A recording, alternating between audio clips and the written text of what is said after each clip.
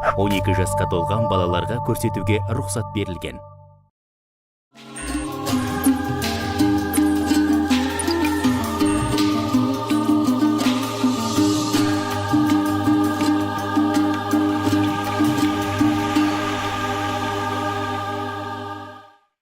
Ассалаумағалейкум, эфирде Сүбел сөз бағдарламасы, сіздермен бірге Мұхтар Нияз. Бүгінгі біздің бағдарламамыздың қонағы, болашақ бағдарламасының түлегі, мемлекеттік басқару бойынша Гарвард университетін бітірген белгілі журналист бауырымыз Шыңғыс Мұхан. Шәке, студиямызға қош келдіңіз. Рахмет. Біздегі білім жүйесін, сосын батыстағы білім жүйесін екі жақты да көзіңізбен көріп, көңіліңізге тоқып, соның бір биігін бағындырып, қазақ топырағында көп емес қой, жалпы Гарвард университетін осындай уақытта барып бітіріп келген жастарымыз. Енді ол жаққа бала шағаңызбен бірге бардыңыз, қателеспесем, мектепті сол жақта оқыды, білімдегі құндылықтар туралы сол жақтағы бір-екі ауыз бастап сөз қозғасақ. Иә, Мұха, мына білім күні қарсаңында салмаққа, ойға салмақ салар үлкен пікірлер туындап жатады. Соның ішіндегі жалпы білім, Қазақстандағы білім мен шетелдегі білім қалай? Жұрттар шетелге барып оқысы келеді. Ол жақтағы білім артық па дейтіндей. Жалпы алғанда орта білімге келетін болсақ, мектеп енді басталып жатыр. Қазақстандағы орта білім жүйесі негізі оқпойық озық. Себебі ол жақтағы, осы Қазақстандағы бірінші, екінші, үшінші сыныптың балалары мен ол жақтағы сол қатарлы балдарды салыстыратын болсақ, Қазақстанның балдары білімдірек. Себеп? Себеп бұл жерде бірінші сыныптан бастап білімге көбірек күш салады. Ал Америкада менің өзім балам Алаш бірінші, екінші сынып сонда аяқтады. Ол жақта ең алдымен білімге емес, құндылықтарға, тәрбиеге көп күш салады. Сол таңғаларлық жағдай болды шынында да. Себебі бірінші, екінші класста, бірінші класста бізде қазір оқып, жазып, кішкентай сандарды бір-біріне қосып алып бармасаң, мектепке де қабылдамай қоюы мүмкін. Ондай дүниенің барлығын балабақшада үйретеді. Сондықтан құндылық, ол жердегі тәрбие дейміз. Тәрбие деген жалпы абстракциялық ұғым, ол не зат тәрбие, не нәрсе. Ал тәрбие дегеніміз ол құндылық, баланың бойына құндылықтарды бойына сіңіру. Құндылықты көп адам әртүрлі түсінуі мүмкін, кейбіреулер түсінбеуі де мүмкін. Бір шетелден аударылған сөз сияқты. Құндылық деген қарапайым дүние. Мәселен, Мұха, сіз үшін не құнды? Денсаулығыңыз құнды ма? Құнды.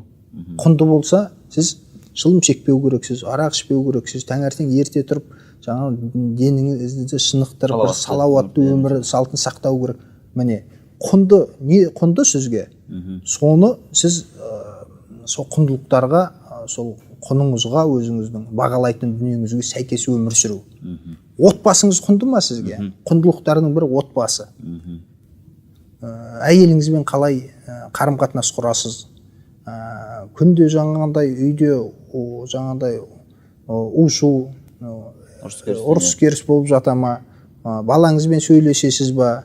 Бетінен қағасыз ба? Қақпайсыз ба? Қалай тәрбиелейсіз? Қаншалықты уақыт бөлесіз? Осының барлығы түйіп келгенде отбасылық құндылықтарға жатады. Отбасылық құндылықтың ол жақтағы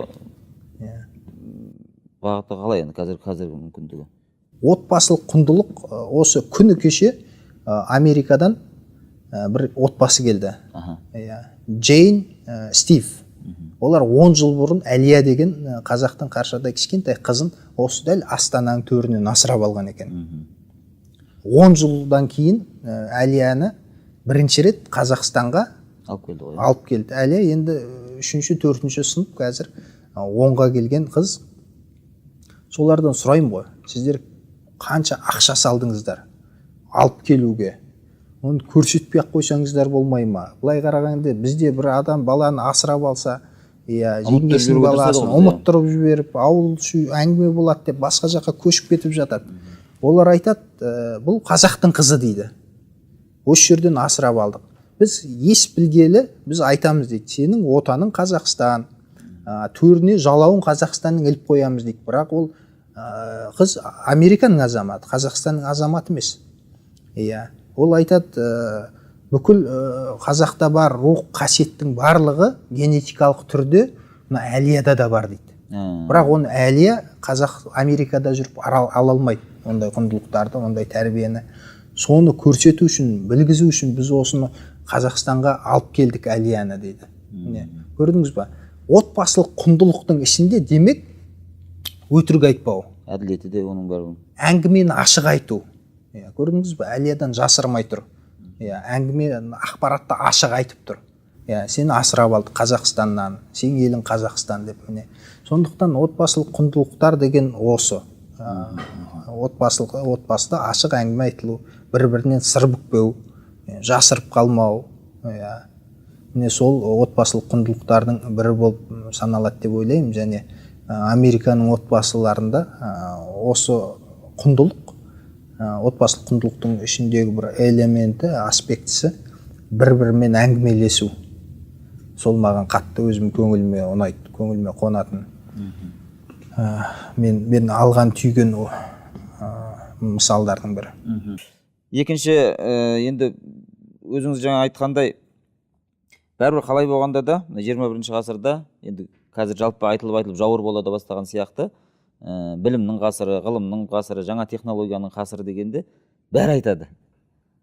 Ал сіз оқып келген жаңағы батыста болсын, жалпы сол дамыған мемлекеттерде білімнің экономикаға қаншалықты пайдасы, үлесі тиіп жатыр? Осы сұрақ мені көптен бері толғандырып жүр. Жалпы Америкаға оқуға кетуімнің себебі де осы. Себебі Қазақстанды қайткен күнде былай экономикалық дамуын орнықты, тұрақты етуге болады. Оған қандай себептер бар? Оның себебі болса, құпиясы болса мәселен, соны үйреніп Қазақстанға келіп жүзеге асыру. Менің Гарвардтағы бір жобаларымның бірі де сондай. Қазақстан 2050 жылы 30 елге қосыла ма, қосылмай ма, қосылатын болса не істеу керек деген.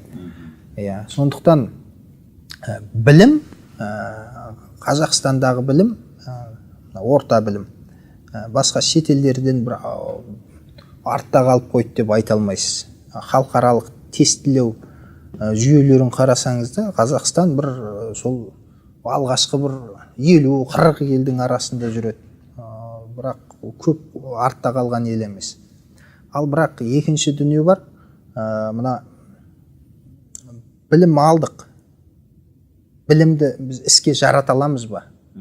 Қолданбалы білім. Ол білім алған білімімізді біз қолданып, мынандай міне кесе, болмаса басқа бұйымдар жасай аламыз ба? Ол жасаған бұйымымыз ең болмағанда Қазақстанда асып кетсе әлемдік нарықта бәсекелестікке қабілетті ма? Әңгіме осы да. Жалпы кез келген даму, экономикалық даму, бұл технологиядан тұрады. Технология дамыса, демек экономика дамиды. Технология шарықтау шегіне жеткенде экономика тұралайды. Адамдар ойлап, шығармашылық жаңа бүкіл әлеуетін іске қосып, технологиялық арғарай бір революция жасап, оны арғарай дамытады. Жалпы әлемде үш экономикалық, технологиялық революция болған: аграрлық, индустриялық және ақпараттық революциялар. Ал ол технология неден тұрады? Технология білімнен тұрады, екінші құралдан тұрады және ноу-хаудан тұрады. Технология үшке бөлінеді. Былай алғанда ақпарат түсінікті ғой, құрал түсінікті. Көп адам ноу-хау түсіне бермейді. Ол не нәрсе? Мынау осы технологияның ең ұстап тұрғаны осының темір қазығы ноу-хау. Мәселен, мұқа сіз қарапайым мысал, тіс дәрігерсіз. Сіздің ақпаратыңыз, сіздің алған біліміңіз. Тіс дәрігері неше кітап оқу керек? 10 кітап оқу керек па? 20 кітап оқу керек па? Берді сізге кітаптан оқып шық деп. Екінші құралыңыз. Мына қимылдайтын креслолар, сосын жыз дейтін әртүрлі құралдар. Соны берді сізге. Сіз тіс дәрігері болып кете аласыз ба? Сізде технологияның екі компоненті бар. Ақпаратыңыз бар, құралыңыз бар. Бірақ сізге ноу-хау керек. Ноу-хау деген мәселе мына ақпаратты интернет арқылы жіберуге болады. құралды тасымалдауға болады, ұшақпен көлікпен әкелуге болады, ал ноу-хауды қолдан алып қолға бере салмайсыз, берілмейді. Ноу-хау бастан басқа ғана өтеді. Иә. Мәселен, сіз мықты дәрігер болғыңыз келсе, бірінші ақпаратты алуыңыз керек, 5-6 жыл оқуыңыз керек. Екіншісі, құрал алуыңыз керек, бір мекемеге барып құралдарды береді ғой, жұмысқа тұрған жеріңіз, дәрігер болып барсаңыз. Үшінші, ноу-хау. Бір мықты білікті дәрігердің қасында 10 жыл ма, 5 жыл ма, ана істеген істеп, имитация жасап, қайталап, оның қателігінен үйренуге тырысып, өзіңіз қателік жібермеуге тырысып, қолыңыз міне үйренеді. Міне ол оны сөз айтып бере алмайсыз, қалай жөндейсіз, оны сезінесіз. Көрдіңіз бе? Ана білімді, білікті адамның қасында тұрып, маманның қасында тұрып, сіз оның басынан ноу-хауды неше жыл аласыз, неше жыл қажет болса. Демек, тіс жөндеу, тіс дәрігерінің ноу-хау Қазақстанда бар деген сөз. Қазақстан тіс жөндейді ғой, тіс дәрігерлері бар. Дәл сондай. Америка несімен ерекше? Әртүрлі телефондар, қазір айфондар басқасын шығар, теледидарлар, Боинг ұшақтар шығарып жатыр. Ал Боинг ұшақты Қазақстанда шығару үшін не істеу керек? Демек, Боинг шығаратын мамандардың қасында Мұхтар, Шыңғыс, басқа балалар қасында үйрену керек. Ал біз Қазақстанда Боинг шығармайды, қайдан үйренеміз? Міне мәселе осы жерге келіп тіреледі. Демек, біз ноу-хауды шетелден алып келуіміз керек. Мына шетелге білім іздеп барып жатырмыз көбіміз негізі. Болашақ бағдарламасы арқылы адамдар жеке барады. Білім технологиялық дамудың бастапқы сатысы ғана. Негізі біз шетелге ноу-хау алып қайтуымыз үшін баруым керек. Мен барып бір жерде оқуым керек, дұрыс оқыдым. Мен сол жерде осы этаппен қалып қойып жатырмыз. Иә, осы этаппен қайтып келеміз. Көп адам қайтып келіп жатыр. Жақсы, мемлекеттік басқару жүйесі.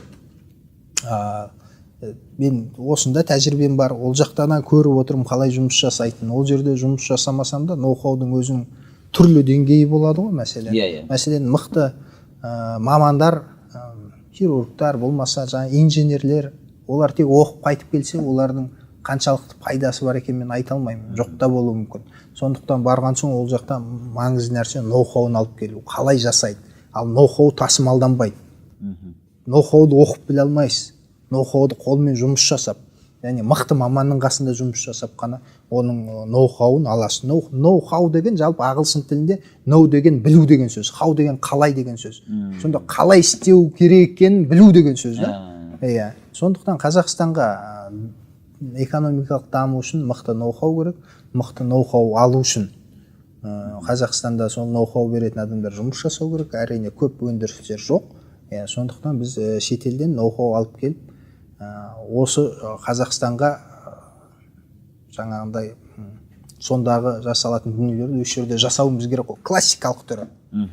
Бірақ оның барлығын алып келдік дейік. Боинг жасайтын, Мерседес жасайтын ноу-хауларды алып келіп біз жасадық дейік. Бірақ Қазақстанның нарығы басқа да шектеулер бар. Қазақстанның нарығы үлкен бар. Біздің Қытайдың тез өсіп кеткен өзінің нарығы бар. Қазақстанның географиялық орналасуы, мәселен, Қытайдың болмаса басқа әлемде кез келген елдің портта тұрған жерінде шығаратын тауар, Қазақстанның төрінде, Астананың ортасында шығарып тауар, екеуі әлемдік нарыққа барған кезде Қазақстанның тауары бағасы қымбаттау болуы мүмкін. Теңіз жолына шығу. Сондықтан ол білу, оны ноу-хауды алып келу, жаңағы тауар, болмаса басқа дүниелерді шығару, ол дамудың бір жағы ғана да. Оны халықаралық нарыққа жеткізу, және ол халықаралық нарықта бәсекелестікке қабілетті болып отыру, ол екінші жағы. Мәселен, біз анау индустриялық даму бағдарламасы бар, индустрияландырғымыз келіп жатыр. Ондағы көп дүние біз құрал жабдықтарды, зауыттарды алып келеміз де Қазақстанға қоямыз. Ол қазір көбіне Қазақстанның өзінің ішкі нарығын игеріп жатыр. Ол әлемдік нарыққа бәсекелестік көп тауарлар қабілетсіз болуы мүмкін. Бірақ біз зауытты алып келдік, ол 3-4 жылдан кейін ондай зауыттың басқа модификациясы жаңарған түрі шығады да. Ол жаңарған зауыт біз алып келген зауыттан өнімді, тиімді, бағасы жағынан да басқасынан да.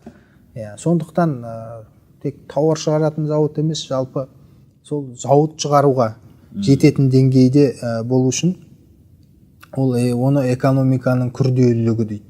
Экономикамыз қаншалықты күрделі болған сайын ол жердегі даму барлық адамдардың басына тең бөлінеді. Мәселен, менің ноу-хауым, сіздің ноу-хауыңыз барлығы ынтымақтасып бір дүние шығарады. Ал шикізатқа негізделген экономикада бір кеніштер даму адамдардың басына емес, сол кеніштерге, жаңағындай шахталарға, басқаларға, соларға көбірек байланысты болады.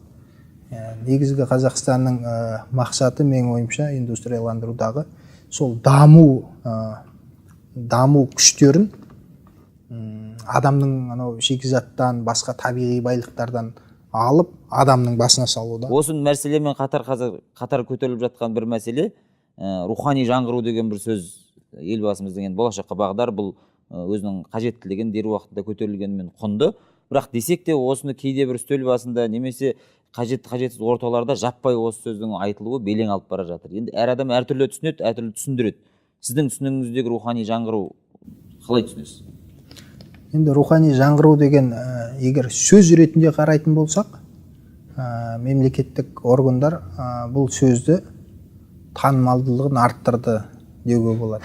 Себебі қазір әлеуметтік сауалнама жүргізсеңіз, рухани жаңғыруды кез келген адам білетін болар. Егер рухани жаңғыру деген сөзді, осындай бағдарлама бар екенін білесіз ба десеңіз, барлығы білеміз дейтін сияқты. Себебі анау сыртқы жарнама бар, жалпы мына телеарна, газеттердің контенті бар, барлығы. Ал екінші сұрақты қоятын болсаңыз, рухани жаңғыру сізге не береді, болмаса қалай түсінесіз деп. Көп адам мүдіріп қалуы мүмкін деп ойлаймын. Себебі өзіңіз айтып отырсыз, әркім әрқалай түсінеді деп. Жалпы менің түсінігімдегі рухани жаңғыру, ол әр адамның рухани жаңғыруынан басталу керек. Және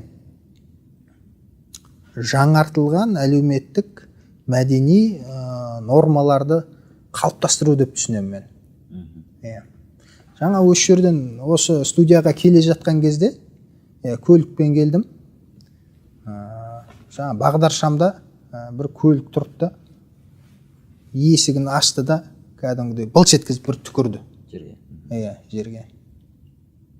Міне былай қарасаңыз, шетелде ондай дүниені көп көрмейсіз. Басқа жақта, шетелде емес, кейбір адамдар солай істейді, кейбір адамдар солай істемейді.